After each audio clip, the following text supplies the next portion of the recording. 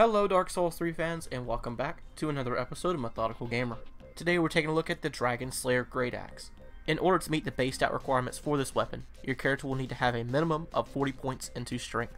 The Dragonslayer Greataxe upgrades to the pathway of Titanite scales, therefore it could not be infused or buffed, and at plus 5 it scales with a C in strength, an E in dexterity, and a D in faith.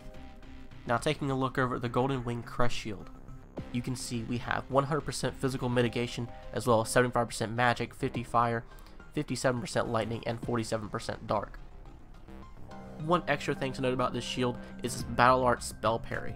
In PvE, I can't think of a particular time where that would be most viable, but if you guys can think of one, I'd be extremely interested to hear. Taking a look over at the Saint's Talisman, there's not a whole lot for me to talk about with this talisman due to the miracle that we chose for this build. We'll get to more of that in a moment, but one thing to note is it does scale with an S in faith. Up next is the Fashion Souls. I'll give you guys a quick look, but the simple breakdown is this: Ferrum for the head and the boots, Wolf Knight for the gauntlets and the chest piece. I think these two armor sets look really well when combined together, as well as the damage absorption throughout being very well balanced. Up next, taking a look at the rings. First off, we have the Ring of Steel Protection. It is plus 2, so it reduces incoming physical damage absorption by 15%. After that, we have the Havel's Ring, which is also plus 2, so it increases your maximum equipment load by 18%. Thirdly is the Chloranthe Ring plus 2, which raises stamina recovery speed by plus 9 per second. Last, and most certainly not least, is the Ring of Favor plus 2, which increases your max HP by 5%, your stamina by 10.5%, and your equipment load by 7%. Let's take a look over at our stats for the full breakdown of the build. First thing you may notice is 35 Vigor. That is a little bit lower than normal, but we have a better armor mitigation system in place for this build, as well as Sacred Oath, which we will talk about a little bit more later on. We have a total of 14 points allocated into Attunement, which is the minimum requirement to have 2 slots available, and we will need that since we are running a Sacred Oath, and it requires 2 slots to be attuned. Jumping down to Strength, 40 points is the minimum requirement for the weapon we're running, and 28 is the minimum requirement for Sacred Oath, so you guys can see we have that there. Before we go any further, I want to show you guys a quick stat test using Sacred Oath. You can look at the weapon one-handed. We have 701 AR, and we're going to buff it with Sacred Oath and see what we get. Post buff, let's take a quick look, and we have a 771. That is exactly a 10% boost to our AR. You know, for my sake, I'm going to want to test this both one-handed and two-handed, and we have a 722 two-handed. This is unbuffed. Now at this point in time, the question that's crossing my mind is, will it be a 10% buff when it's two-handed? If the percentage buff is the same, it should be around a 793 to a 795, and we have exactly a 794, so the percentage is the same both one-handed and two-handed. So I want to show you guys this shield in action. It has a great stability, and as we talked about before, it's 100% damage mitigation for physical. So I chose to fight up against a Lothric Knight. They're one of the stronger adds in the game that deal straight physical damage.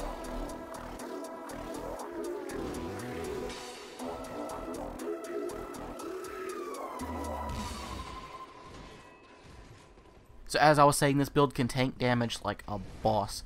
When you get the backstab like so, go for the charged R2 and you can really do some punishing damage.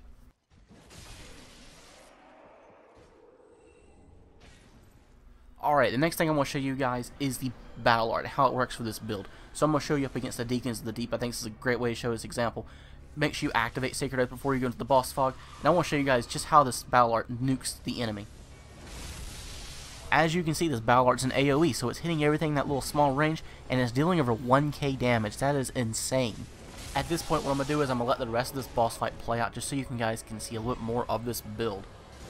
If you're comparing this PvE build to the one that made back in Dark Souls 2, you'll notice one slight difference, and it's the fact that I don't carry any healing items as far as miracles go. The main reason for that is at the 125 minute, I just don't feel like it's as necessary. Early gameplay when I was playing below level 60 and doing co-op with people, it was more helpful and it was more viable to what we were doing. But there's just too many opportunities for people to heal themselves in this game. I just don't feel like a healing miracle was required for this build. One last thing to note about the battle art is when the animation's being started, it's very easy to interrupt, but once it's most of the way through its charge, it is super hard to break the poise of the character using that battle art.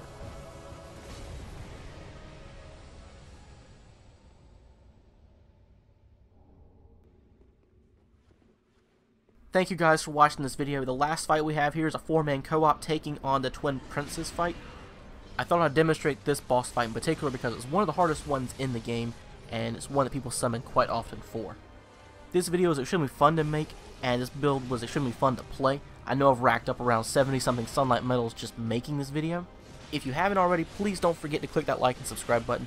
It helps my channel and this video out tremendously. If you have any comments or suggestions for anyone wanting to play this build or for myself, don't forget to leave that in the section below. I appreciate you guys watching my content. That's it for me, so until next time, remember to play smart and keep on winning.